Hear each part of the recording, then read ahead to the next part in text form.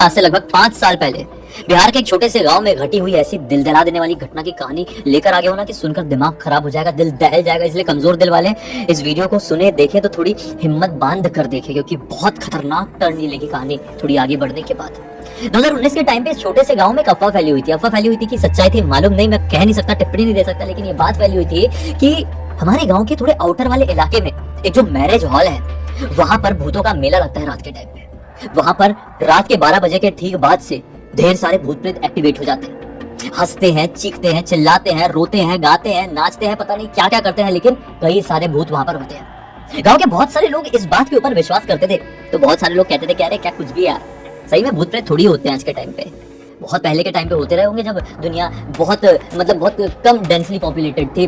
अभी तो इतने सारे लोग फैल गए, भूतों के रहने की जगह नहीं है, अब ऐसी चीजें एग्जिस्ट नहीं करती है, सिर्फ कहानियों में, अफवाहों में। तो कुछ लोग कहते थे कि है भूत प्रेत है वहां पर, लेकिन भूतों का मेला नहीं लगता है, वहां पर भूतों की बारात लगती है। दरअसल 70 साल पहले उस गांव में, उस मैरिज हॉल में एक बारात आई हुई थी। बाराती लोग सारे वहां पर ठहरे थे, रात के टाइम अपनी कोई रिचुअल करके सो रहे थे और वहां पर आग लग गई। जितने भी लोग थे बारात के सब झुलसकर खत्म हो गए थे, उसमें ज्यादातर लोग कुंवारे भी थे, तो उन्हीं की शादी अभी तक हो रही है। वहाँ पे आज तक वो बारात लगी हुई है। ऐसी तरह तरह की बातें, जितने मुंह उतनी बातें। इस गांव में ऐसे ही एक राघव नाम का लड़का रहता था। वो इन बातों के ऊपर बिल्कुल भी ट्रस्ट नहीं करता था। ना वो ये मानता था कि इस जगह पर भूतों का मेला लगता है, ना वो ये मानता था कि यहाँ पर भूतों की बारात लगती है। उसको ये भी ट्रस्ट नहीं होता था कि यहाँ पर एक का दुख का भी भूत हो सकते हैं। वो कहता था कि नहीं, ये सारी फालतू बातें हैं। 2019 की दिवाली के टाइम पे उसकी मौसी जी उसके घर पर फोन करती है और बोलती है कि मेरे बेटे, जो कि दोनों दिल्ली में रहते हैं, वो इस दिवाली घर पर नहीं आ पा रहे, मैं बहुत अकेली सी फील करूंगी, तो राघव को भेज दो ना। यानी मौसी जी ने राघव को अपने घर पर बुलाया। राघव ने बोला कि ठीक है, मैं आपके घर आ तो जाऊंगा, आपके घर की दिवाली की पूजा में भी रहूंगा, लेकिन फिर मैं पटाखे फोड़ने के लिए अपने गांव वापस आ जाऊंगा, अपने दोस्तों से मिलूंगा जुलूंगा, दिवाली उनके साथ भी सेलिब्रेट करनी है मुझे। मौसी जी ने बोली कि ठीक है, तू आ जा। तो राघव दिवाली के 2 दिन पहले धनतेरस वाली रात को मौसी जी के घर पर चले गया। मौसी जी का जो गाँव है राघव के गाँव से, यानी जहाँ पर ये जो भूतिया मैरिज हॉल है, उस गाँव से लगभग 7 किलोमीटर की दूरी पर है। तो राघव साइकिल से ही चले गया था, और राघव ज्यादा बड़ा भी नहीं था उम्र में, मतलब यही समझ लो 18-19 साल के आसपास की एज ग्रुप रही होगी उसकी। मौसी जी के घर पर चले गए और दिवाली की जो पूजा हुई है रात के टाइम, वो बस मौसी जी को बोला कि अब मैं निकल रहा हूँ, मुझे अपने दोस्तों से भी मिलना है। तो रात के 8-8:30 बजे के आसपास वो अपनी साइकिल में सवार होता है और अपने गाँव आने लगता है। मौसी जी के गाँव से इसके गाँव के बीच में वो मैरिज हॉल पड़ता था। रात के टाइम अब ये मौसी जी के घर से अपने घर की तरफ जा रहा है। रास्ते में वो मैरिज हॉल आया, उसी टाइम देखो अभी तो क्या कहेंगे, लकीली अनलकीली उसकी साइकिल पंचर हो गई। मैरिज हॉल के बिल्कुल सामने फिस करके हवा निकल गई। इसका दिमाग खराब, बोला ये क्या है। इसने सोचा कि चलो अब उतर के घसीट के लेके जाऊंगा साइकिल अपने घर तक। इतने में इसको उस मैरिज हॉल के अंदर से आवाज आई, लिटरली एक बहुत ही अजीब सी हंसने की आवाज आई। इसने बोला साला ये क्या था, 1 मिनट रुकता हूँ भला। वो रुक गया, फिर से एक और आवाज आई, और ये आवाज सुन के ये कंफर्म हो गया कि ये किसी भूत के हंसने की आवाज नहीं है। ये 100% कोई आदमी है जो कि ऐसे ही लोगों के मन में डर बैठा रहा है कि लोग डरे रहें और वो इस मैरिज हॉल में कब्जा जमा कर बैठ जाए। हो सकता है कोई बाहर गांव का होगा, रहने वहने को घरवर नहीं होगा, वो यहाँ पर आकर अपना बोरिया बिस्तर जमा लिया होगा अपने परिवार वालों के साथ, और गाँव के लोगों को फालतू अजीब आवाजें निकाल के उस परिवार के लोग डराते हैं कि कोई मैरिज हॉल तक पहुंच ही ना पाए और उनका कब्जा बना रहे। इस मैरिज हॉल को जो अच्छा खासा था यार एक टाइम पे, भूतिया बनाकर रख दिया उस परिवार ने। उसके दिमाग में बिल्कुल यही आया, उसके दिमाग ने पूरा इनकार कर दिया ये मानने से कि ये किसी भूत की आवाज है। वो बिल्कुल नॉर्मल हंसने वाली आवाज लगी थी। उसने बोला मैं जाता हूँ और अपने सारे दोस्तों से बात करता हूँ, सारे गाँव वालों से बात करता हूँ। अब वो जल्दी घर तरफ गया। उसने देखा कि सारे दोस्त उसके पटाखे फोड़ने में मशगूल है, अलग अलग कार्यक्रम करने में मशगूल है। उन्होंने सोचा अभी नहीं, कल बात करूंगा। अब अगला दिन निकला। अगले दिन उसने सबसे पहले डिसाइड किया कि मैं अपने एक दोस्त अमन से बात करता हूँ और फिर देखता हूँ कि आगे क्या करना है। लेकिन जब तक उसने अमन को फोन किया तब तक उसके दिमाग में एक और बत्ती जल गई। उसने सोचा किसी से बात क्या करना, बात तो ना जाने कितने समय से उस मैरिज हॉल के बारे में हो रही है, मैं करूंगा प्रूफ। अमन से बात करता हूँ और अमन को लेकर जाता हूँ मैरिज हॉल में, उसको भी दिखाऊंगा और उसके जरिए पूरी दुनिया को बताऊंगा कि देखो वो भूतिया नहीं है, वहाँ पर कोई इंसानों का डेरा डाला हुआ है, या तो कोई नशेड़ी फशेड़ी वहाँ पर हरकतें करते हैं कि कोई वहाँ पर पहुंच ना पाए, इसलिए डराने की कोशिश करते हैं गाँव वालों का आवाज निकाल के।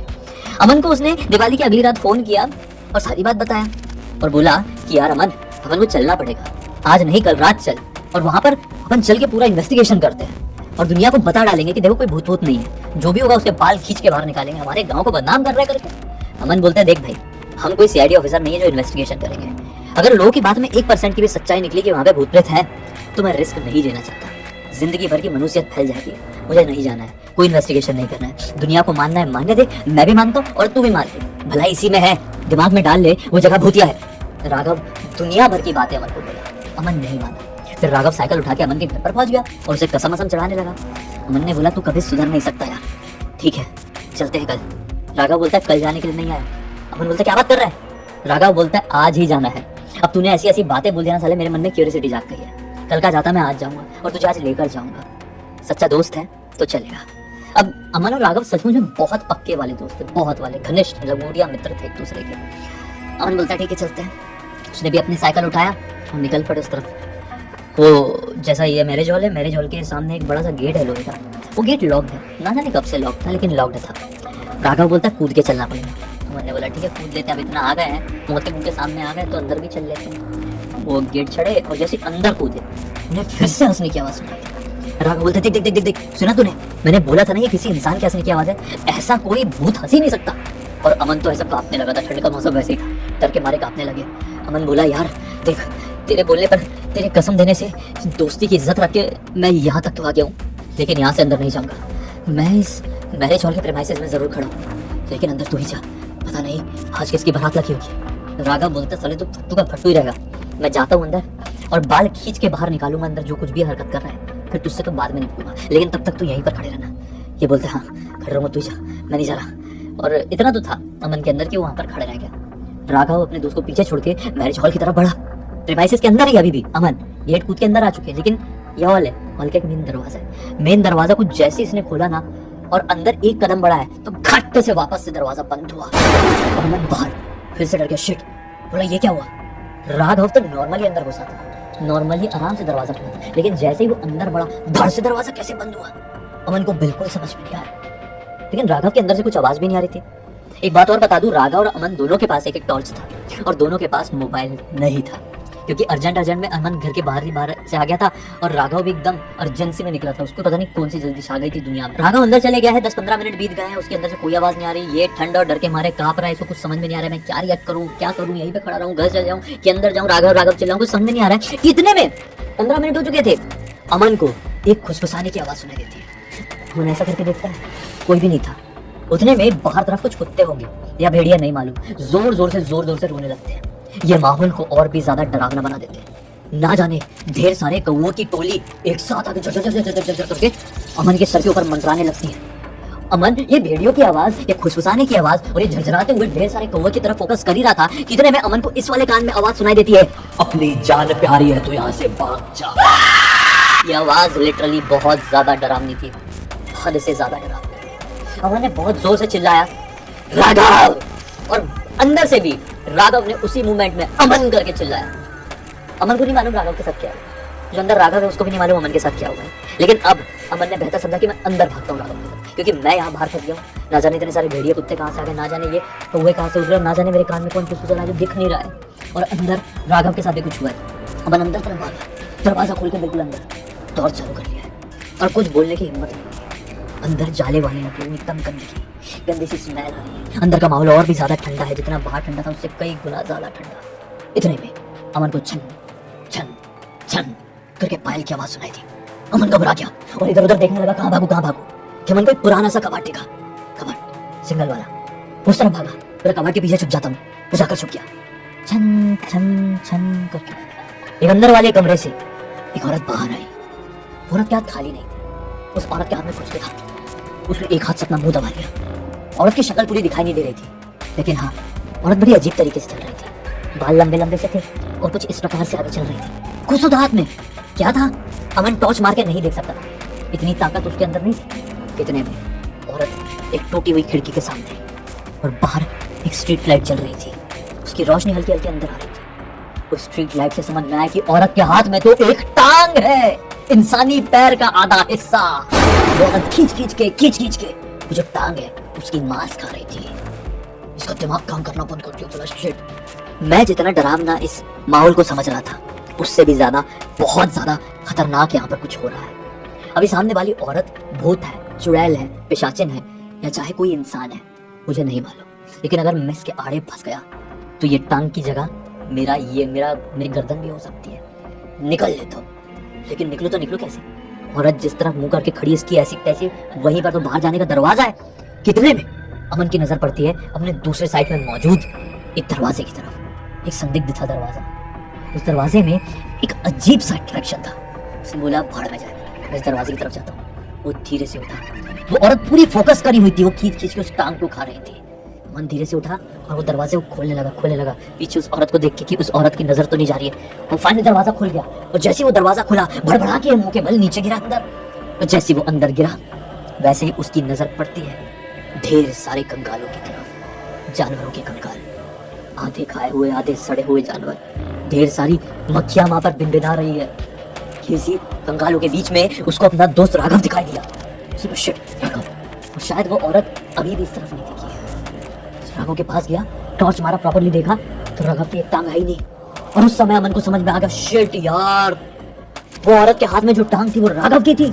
देखो अमन थोड़ा हट्टा कट्टा था, लंबा चौड़ा, राघव थोड़ा छोटी हाइट का था, दुबला पतला था। अमन ने तुरंत अपने कंधे में राघव को टांगा और उसे एक खिड़की दिखाई दी।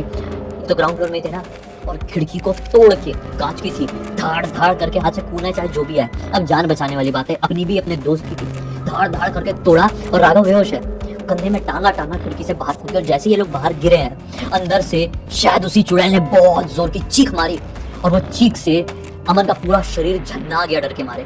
इतना डर उसने जिंदगी में कभी सोचा भी नहीं था कि किसी को लग सकता है। उसे ऐसा लगा कि मेरी जान हलक पर आ गई है और इसी कारण से उसे राघव को वहीं पर छोड़ना पड़ा। अमन भागा, वापस से गेट कूदा, बाहर निकला और अपनी साइकिल में सवार हुआ और जाने लगा कि मैं जाता हूँ राघव के घर पे, सारी बात बताऊंगा। कि रास्ते में उसे अपने एरिया के भैया दिखे, 30-35 साल के रहे होंगे। भैया ने बोला, अरे तू कहाँ अमन, इतना भागे भागे कहाँ जा रहा है, क्या हो गया, ठीक तो है ना? और अमन ने भैया को सारी बात बता दिया, सारी नहीं शॉर्टकट में बताया कि हम लोग उस मैरिज हॉल की तरफ गए थे और राघव के साथ ऐसा ऐसा कुछ तो भी हो गया है। भैया ने बोले चल चल चल चल जल्दी।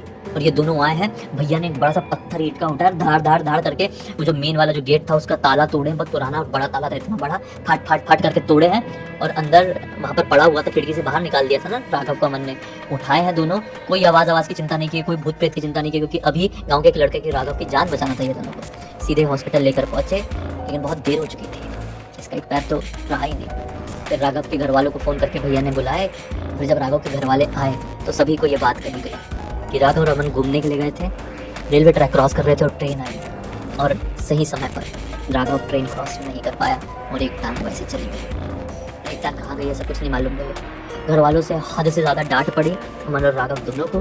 और फाइनली आज तक ये पछतावा लेकर घूम रहे हैं कि ना हम उस रात अपने घर से बाहर निकले होते, ना राघव की बात को समझे होते, ना राघव की टांग इस प्रकार से गई होती। जिंदगी नॉर्मल बिताने की कोशिश कर रहा है राघव, लेकिन आप ही खुद सोचो कि अब उसकी जिंदगी नॉर्मल रह पाएगी। इसलिए हमेशा कहता हूँ ऐसी चीजों में उंगली मत करो। जान प्यारी है, शरीर प्यारा है, परिवार प्यारा है ना, तो ऐसी चीजों से 10 हाथ दूर रहो।